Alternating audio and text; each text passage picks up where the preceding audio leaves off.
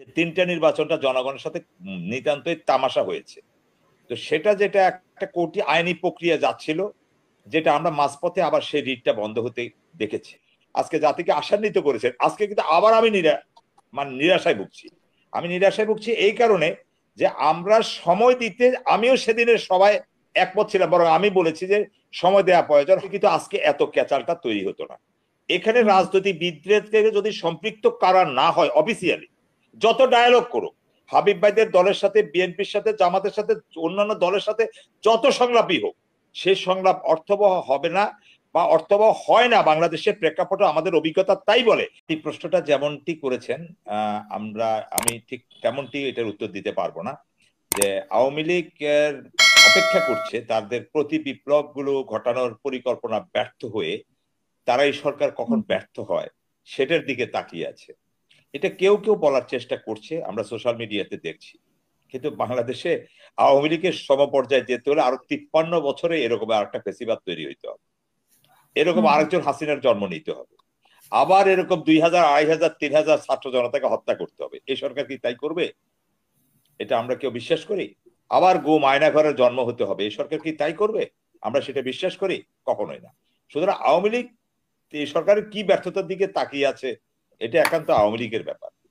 আমি আসলে এই জায়গাটাতে আরেকটা জিনিস এখন পর্যন্ত পরিষ্কার নয়, যেটা আমার ব্যক্তিগত পর্যবেক্ষণ, যে এই সরকার কোন অবস্থাতে তারা ক্ষমতাকে দীর্ঘায়িত করতে চাচ্ছে, বা আমি বলছি যে কি উদ্দেশ্য প্রণোদিত ভাবে, এটা এখন পর্যন্ত আমি ব্যক্তিগতভাবে আমার কাছে সেটা প্রতীয়মান হয়নি। যেটার কারণে আমাদের দেশের জনপ্রিয় রাজনৈতিক দল বিএনপির শীর্ষ নেতা, হ্যাঁ, এবং এই তরুণ প্রজন্মের যিনি কান্ডারি, সে তারেক রহমান সাহেব বারবার উনি বলেছেন যে আমরা সরকারকে সময় দিতে চাই, যৌক্তিক সময় দিতে চাই, সহযোগিতা করতে চাই। এই সরকারকে তিনি ওন করেছেন অত্যন্ত বুদ্ধিমত্তা এবং সাহসের সাথে। কারণ এই সরকারের ভিত থাকতো না যদি বিএনপি এবং তারেক রহমান সাহেব যদি তাদেরকে সমর্থন না দিতেন, জামাত যদি না দিতেন, ইসলামী দলগুলো না দিতেন, বিশেষ করে ফেসিবাদ এবং মিলন ভাইয়ের দল ছাড়া। এখন আমি মিলন ভাইকে খোঁচা দিচ্ছি না, হ্যাঁ, আমি ওনার প্রতি প্রচন্ড শ্রদ্ধা রাখি, উনি আমাকে স্নেহ করেন, আমরা দীর্ঘদিনের সম্পর্ক। কিন্তু আমি মিলন ভাইয়ের কয়েকটা জিনিস কিন্তু আজকে অভিভূত হলাম, যেটা আসলে কিন্তু আলোচনার দাবি রাখে। তো উনি 4টা নির্বাচনের কথা বলেছে, আমি মনে করি যে না, সেখানে 3টা হলেও হতে পারে, 4টা নয়। যে 3টা নির্বাচনটা জনগণের সাথে নিতান্তই তামাশা হয়েছে।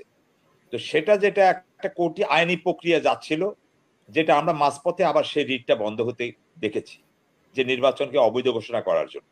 তো সেখানে একটা রাজনৈতিক কৌশল ছিল, অনেকগুলো দেশের অবস্থা তালমাতাল হয়ে যাবে, অনেকগুলো আইন ভারসাম্যহীন হয়ে পড়বে, যেভাবেই হোক। কিছু তো জনগণের পক্ষের আইনও আছে, বিপক্ষের আইনই বেশি আওয়ামী লীগ বা ফেসিবাদ তৈরি করেছে। সে কারণে হয়তো ওইটা রুলটা খারিজ করে দেওয়া হয়েছে। এখন যেটা আছে যে এটা আইন করে যে সংশোধনী বা সংস্কারের কথা আনছে, আমি আশা করব মিলন ভাইয়ের দল তার নেতৃত্বে এই প্রস্তাবনাগুলো সংস্কার কমিটির কাছে পৌঁছে দিবে। বিশেষ করে নির্বাচনী সংস্কার ব্যবস্থা যিনি আছেন বদিউল আলম মজুমদার সাহেব, তাকে। কারণ এটা আমি এটাকে ব্যক্তিগতভাবে আমি মনে করি নট ব্যাড। হ্যাঁ, অন্তত দলকে নিষিদ্ধ না করে যে এই নির্বাচনে যারা এমপি হয়েছেন, হ্যাঁ, বা যারা নির্বাচন করেছেন, নয় এমপি হয়েছেন, নির্বাচন করেছেন বলা যাবে না, হ্যাঁ, 3টা এমপি হয়েছেন যারা নির্বাচিত ছিলেন। আমি এমপি হয়েছেন, নির্বাচিত না, সরি নির্বাচিত না, 4বার এমপি যেভাবে হোক এমপি হয়েছেন ওনারা, তার সবাই নির্বাচিত। 2018, 2024 আমরা এই জায়গাটাতে আমরা থাকতে চাই। এই জায়গাটা হলে এটা আমি মনে করি যে এটা একটা, হ্যাঁ, পদ্ধতিগতভাবে ডাইরেক্ট কোন দলকে নিষিদ্ধ না করে। চারবার বলার পিছনে যুক্তি হলো পলাশ ভাই 2007-এও ধরছি আমি, মানে সেটা যাই হোক 4বার যে এমপি হয়েছে। আমি ওটাকে বাদ রাখতে চাচ্ছি, কারণ ওটা নিয়ে একটা ভালো আমাদের একাডেমিক আরেকটা আলোচনার বিষয়। হ্যাঁ, সেটা আমরা জানি, সেটাতে আমাদের তখন দেশনেত্রী বেগম খালেদা জিয়া বিরোধী দলীয় নেত্রী ছিলেন। হ্যাঁ, সেটা যেভাবে তারা কারচুপি করে আওয়ামী লীগকে, সেটা প্রশ্নবিদ্ধ, এটা আমি আপনার সাথে একমত। হ্যাঁ, সেই নির্বাচনটাও প্রশ্নিত, আতাতের নির্বাচন, এটাতে কোনো সন্দেহ নাই, সেটাও বিশ্বাসঘাতকতার নির্বাচন, কোনো সন্দেহ নাই। 4বার এমপি হয় নাই, বিএনপি 4বার এমপি হয়নি। বিএনপি কেউ না না 2000 তত্ত্বাবধায়ক সম্পদ তখন ছিল, তখন তো বিএনপি বিরোধী দলীয় নেত্রী ছিলেন তো না, বেগম খালেদা চারবার জিয়া। বলতে উনি 2008 সালের নির্বাচনটাকে উনি বিতর্কিত বলতে চাচ্ছেন আর কি, যে কোনো ভাবে বিতর্কিত হলেও বিতর্কিত বলতে চাচ্ছেন না। আমি ওটাকে বিতর্কিত যে বা কোনো আতাতে চারবার নির্বাচন ভাই বলছি। পলার ভাই, যে কোনো চারবার আতাতে হইলে নির্বাচন বলতেছে, যে হ্যাঁ। কোনো চারবার তাইলে পলাশ ওইটা পড়ে কন্টিনিউ যাবে, করেন। আওয়ামী লীগের আর পড়ে যাবে, হ্যাঁ আওয়ামী লীগের আর চারবার করলে আচ্ছা, পড়ে যাবে। যাই হোক, আমি আপনার সাথে একমত, কিন্তু আমি বলছি যে কি 3টে নির্বাচনে যেটা বিতর্কিত, ওইখানে যারা নির্বাচিত হয়েছে তাদেরকে কোনোভাবে মানে ইয়েতে বাইরে রাখা, তাহলে অনেকগুলো স্পেস তৈরি হবে। এগুলিকে তো অ্যাবজর্ব করে যাই হোক, নেওয়া। এটা হলো একটা নিশ্চিতের একটা প্রক্রিয়া, এটা একটা দীর্ঘ আলোচনা, এটা হবে, হ্যাঁ, আপনার এটা একটা তো আর প্রস্তাবনা না আসছে, আপনি যে এটা জাস্ট আমাকে উনি অ্যাড্রেস একটা করেছেন। প্রস্তাব করেছেন। জি জি, সেটাই, আমিও সেটার প্রতি শ্রদ্ধা রেখে বলছি যে এটাকে কাটছাঁট করে একটা হতে পারে। আর যে কথাটা বললাম যে সরকারের যে ব্যর্থতা, বা আজকে যে হাবিব ভাই, যিনি, আমি ওনাকে অনেক সবাই বলতে শুনেছি, কিছুদিন আগে আমরা দুজন একটা সভায়ও ছিলাম, তো সেদিনও কিন্তু উনি ওই সভাতে বলেছিলেন প্রস্তাবের যে উনি ইয়েটা চান, যে নির্বাচনটা দ্রুত চান, কিন্তু আজকে উনি যেভাবে গোছানো ভাবে আজকে জাতিকে আশান্বিত করেছেন, আজকে কিন্তু আবার আমি নিরাশায় ভুগছি। আমি নিরাশায় ভুগছি এই কারণে যে আমরা সময় দিতে, আমিও সেদিনের সবাই একমত ছিলাম, বরং আমি বলেছি যে সময় দেওয়া প্রয়োজন। হাবিব ভাই বলেছেন যত দ্রুত নির্বাচন। আমার যতটুকু মনে পড়ে আমাদের প্রস্তাবের অনুষ্ঠানটাতে আমরা এমনটা বলার চেষ্টা করেছি, আমি বলেছি, কিন্তু আজকে রিভার্স হয়ে গেল। তো রিভার্স হয়ে যাওয়াতে কোনো অসুবিধা হয় নাই। আমি বলছি যে আমার যে জায়গাটাতে আশঙ্কা, এখন যে উপদেষ্টাটা নিয়োগ হলো, এই উপদেষ্টা দিয়ে যদি হাবিব ভাই এবং বিএনপি, যদি অন্যান্য দলগুলো যদি এই সরকারকে 2 বছরও সময় দেয়, আবারও বলি আমি, 2 বছরও সময় দেয়, তাহলে এই নির্বাচন, এই সরকার সংস্কার করতে পারবে কিনা, অর্থবহ সরকার, আমি আবারও বলি, অর্থবহ সরকার সংস্কার করতে পারবে কিনা, এটা আমার ব্যক্তিগতভাবে আমার সন্দেহ আছে। কারণ যে নির্বাচনে ওনারা প্রথম যে একটা উপদেষ্টা পরিষদ করলেন, সেটাও একটা মন্দের ভালো জোড়াতালির একটা কিছু, তখন মানুষ সেন্টিমেন্টের মাথায় মেনে গিয়েছে। দ্বিতীয় দফায় যেটা আলী ইমাম মজুমদার সহ করলেন, তখনও কিন্তু মানুষ অনেক বিতর্ক করেছে।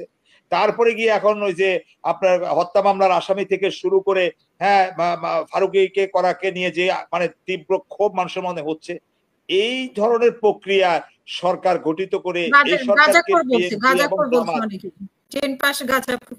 গাঁজাখোর বলছেন অনেকেই। রাইট। এখন আমরা বলছি কি যে এইটার আমার এখন অনাস্থা জায়গা, এই জায়গায় আমি আবার এখন মানে ওই যে আমার জায়গা থেকে আমি একটু ইউটার্ন নিচ্ছি, মানে আমার নিজের ভিতরে একটা শঙ্কা তৈরি হচ্ছে আমার বিশ্লেষণে, যে এই সরকার দিয়ে বা এই পরিসরটা দিয়ে আমার মনে হয় যদি এই উদারতা দিয়ে রাজনৈতিক দলগুলো, বিশেষ করে বিএনপি জামাত, যদি তাদেরকে সময় দেয় সংস্কারের জন্য, আমার মনে হয় না যে তারা ওই জায়গাটা সার্ভাইভ করতে পারবে। এখন যে জিনিসটা করা দরকার, যদি একান্তই সদিচ্ছা থাকে সরকারকে, তার, আমি মনে করি, আমার একটা ব্যক্তিগত প্রস্তাব এখানে, যেহেতু মিলন ভাই একটা কথা বলেছে, আমি হাবিব ভাইয়ের প্রতি শ্রদ্ধা রেখে বলি, এটা প্রস্তাবনা। আমি মনে করি যেটা ট্রেনটা মিস করেছে এই সরকার, কয় তারিখে, 5 তারিখ, 6 তারিখ, 7 তারিখ, 8 তারিখ, তখন মানুষের যে সেন্টিমেন্ট ছিল, তখনই যদি আপনাকে এটা জাতীয় বিপ্লবী সরকার করে সব দলের একটা অংশগ্রহণ থাকতো, তাহলে কিন্তু আজকে এত ক্যাচালটা তৈরি হতো না। এখানে রাজনীতিবিদদেরকে যদি সম্পৃক্ত করা না হয় অফিসিয়ালি, যত ডায়ালগ করুক, হাবিব ভাইদের দলের সাথে, বিএনপির সাথে, জামাতের সাথে, অন্যান্য দলের সাথে যত সংলাপই হোক, সেই সংলাপ অর্থবহ হবে না, বা অর্থবহ হয় না বাংলাদেশের প্রেক্ষাপটে। আমাদের অভিজ্ঞতা তাই বলে, যদি না এই রাজনৈতিক দলগুলো সরাসরি সম্পৃক্ততা না থাকে। এখন যদি ওই জাতীয় বিপ্লবী সরকারটা হয়ে যেত, তখন কিন্তু জনগণের মনে এই হাসপাস যে এখন দেখা যাচ্ছে, এটা হতো না। অনেক অভিজ্ঞতা সম্পন্ন লোক সেখানে, প্রয়োজনে উপদেষ্টার সংখ্যা 60 জন হতো, বিএনপি থেকে 10 জন নেওয়া হতো, কোনো সমস্যা নাই, কিন্তু এইটা হলে স্ট্যান্ডনেসটা পেত, আর এখন তখন কিন্তু বিএনপি রাজি হতো।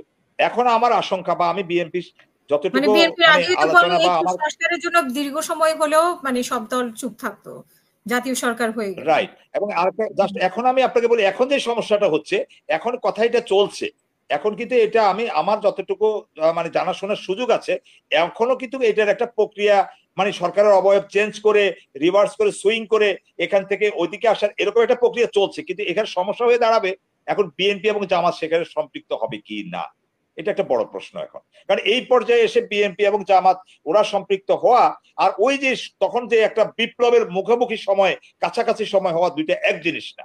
এখন কিন্তু বিএনপি অনেক অঙ্ক কষবে, এখন রাজনৈতিক অনেক হিসাব নিকাশ চলে আসবে, লাভ ক্ষতির বিষয়টা চলে আসবে।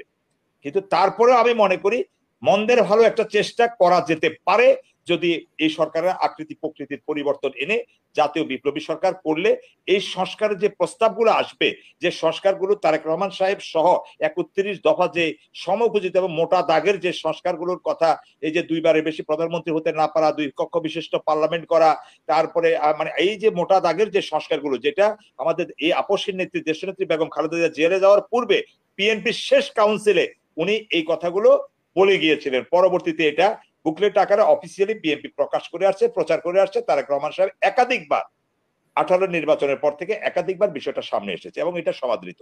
এখন আমি বলছি যে যেহেতু এটা বিএনপি করতে চায়, বিএনপির ইন্টেনশনটা ভালো, তাহলে ওরা যদি এখন ওই যদি পার্টির ভিতরে থাকে, মানে অর্থাৎ সরকারের ভেতরে থাকে, তাহলে অন্যান্য দল যে থাকে, তাহলে নির্বাচন পরে যে একটা রোল আছে এটাকে কার্যকর করার, সংস্কারকে কার্যকরের রূপ দেওয়ার। যেহেতু এই সরকারের নির্বাচিত প্রতিনিধিরা নাই, পার্লামেন্ট নাই, তখন ওনারা যদি যদি জাতীয় সনদের মতো এইগুলো যদি রেজলিউশন আকারে থেকে যায়, তখন হয়তো কোনো রাজনৈতিক দল স্কিপ করতে পারবে না, সেখানে অন্য কোনো রকমের তালবাহানা করতে পারবে না, যেটা জনগণ এবং যেটা বিএনপি আসলে যেটা মিন করে যে করতে চায়। যে এই সুযোগটা সরকারের দিতে হলে বিএনপিকে, জামাতকে এবং অন্যান্য আরো রাজনৈতিক যারা যারা আছে তাদেরকে এই সরকারে কিভাবে আপনাকে অন্তর্ভুক্ত করা যায়, অবশ্যই আওয়ামী লীগ এবং 14 দল তাদেরকে বাদ দিয়ে, আমি অন্যান্য দলগুলোর কথা বলছি, এই জায়গাটাতে এখনো আলোচনা চলছে। আমি জানি না সে আলোচনা কতটুকু বাস্তবায়ন হবে। আবার সময় হলে অবশ্যই আপনার অনুষ্ঠানে সেটা বলবো, কিন্তু এখনো সময় হয়নি। তবে এতটুকু বলতে পারি, একটা জাতীয় সরকারের দিকে এটা রিভার্স করার একটা চলছে, প্রক্রিয়া চলছে। আর বিএনপি যেহেতু অনেকগুলো অমীমাংসিত বিষয় আছে, এটা আমার শেষ 2 লাইন 1 মিনিটে বলি, যে বিএনপি আমরা কখনো বা যারা নির্বাচনের কথা বলা হয়েছে, সেটা নির্বাচনকে বিএনপিকে দূরে রাখার জন্য নয়, লবি নয়, এই কথাগুলো বলে বিএনপি উপহাস করা হয়। আমি মনে করি বিএনপির সময় নেওয়া উচিত 2টা কারণে। একটা হলো যে তারেক রহমান সাহেবের দেশে ফেরার রাস্তাটা, মামলাগুলো প্রত্যাহার, এবং বিএনপির অনেক শীর্ষস্থানীয় নেতাদের অনেক সাজা কনভিকশন হয়ে আছে। এখন ওনাদেরকে যদি ঋণ খেলাপি হয়ে আছে, দীর্ঘদিন ওনারা ব্যবসা বাণিজ্য করতে পারেননি, এই যে এখন যদি ওনারা যদি এই অবস্থায় যদি নির্বাচন দেয়া হয়, তাহলে এক্সিস্টিং যে আমাদের মানে আরপিও আছে, সেই আরপিও যদি কোনো সংস্কার না আনে, তাহলে অনেকেই নির্বাচনে অযোগ্য হয়ে পড়বে, ওনারা নির্বাচনই করতে পারবে। একটা ক্রেডিট কার্ডের টাকা যদি দেয়া না হয়, বাড়ির বিদ্যুৎ বিল বাকি থাকলেও এখন আমাদের আইন অনুযায়ী বর্তমান বিদ্যমান নির্বাচনী আইনে তারা অযোগ্য ঘোষিত হন। এই জিনিসগুলোর আগে ফয়সালা হওয়া প্রয়োজন। তারপরে শেষ বাক্যে বিএনপি যেটা দাবি হওয়া উচিত বা আমরা যেটা চাই, সেটা হলো যে কি এই পতিত সরকারের বিচারটাকে এই আমলে শুরু করে কয়েকটা বিচারকে দৃষ্টান্তমূলকভাবে জনগণের সামনে নিয়ে আসা, বিএনপি এই বিচারগুলোকে মানে ত্বরান্বিত করার জন্য সরকারের উপরে চাপ তৈরি করা, জামাত ইসলামী সহ ইসলামী সব দলগুলো এই সরকারের উপর চাপ তৈরি করা, যেন এই সরকার কয়েকটা বিচার সম্পূর্ণ করে দৃশ্যমান দৃষ্টান্ত স্থাপন করতে পারে। তাহলে জনগণের আস্থাও তৈরি হবে এবং বিএনপিকে যেভাবে বলা হয় আওয়ামী লীগের সাথে আতাত করার একটা প্রক্রিয়া চলছে, সে অবিশ্বাস থেকেও বিএনপি বেরিয়ে আসতে পারবে। ইভেন ওই অপবাদ থেকেও মুক্ত পাবে যে ভারত থেকে বিএনপি, যে ভারত যে টোপ দিয়েছে, সে বিএনপি ভারতের বাইরে এবং ভারত বিয়ে দেয়। কারণ আমাদেরকে মনে রাখতে হবে যে ভারত বিরোধী এবং ভারত খেদাও এবং আমাদের 5ই আগস্টে, জুলাই আগস্টের বিপ্লব একই সুতে গাঁথা। কিন্তু এই সুতরাং ভারতকে আপনি কিছু নম করবেন, আবার জুলাই আগস্টের বিপ্লবকে ধারণ করবেন, 2টা একসাথে যায় না। সুতরাং আমরা যেন 2টা একসাথে না হয়, ভারতের দিক থেকেও আমাদেরকে ভারতের কোনো প্রলোভনে পা দেয়া যাবে না। এটা আমার ক্ষুদ্র বিশ্লেষণ। ধন্যবাদ।